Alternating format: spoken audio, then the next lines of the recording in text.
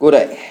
Vi har i dag lavet et forsøg om faldende kageform, hvor vi så ønsker at undersøge, om mængden af kageform har nogen effekt på, hvor hurtigt kageformene falder ned fra en bestemt højde.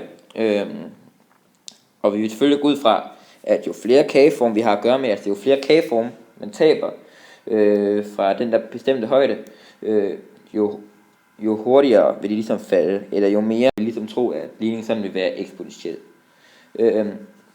Det må vi udføre et forsøg på, det er, at vi først vil prøve at tabe en kageform fra 1,9 meters højde.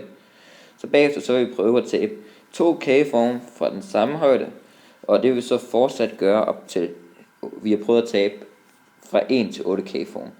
Og vi vil så se på, hvor hurtigt de falder kageformene.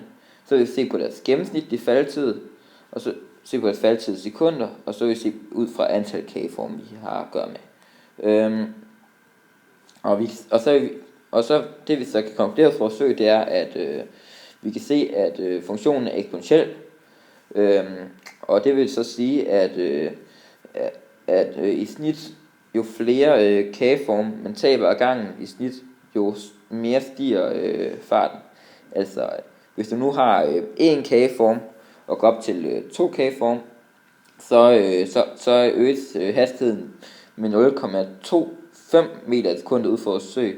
Og hvis man så i stedet for går fra 2 til 3, så øges hastigheden med 0,3 meter i sekundet. Og det er en stigning på 0,05 meter i sekundet mere fra 2 til 3 end fra 1 til 2 kageform.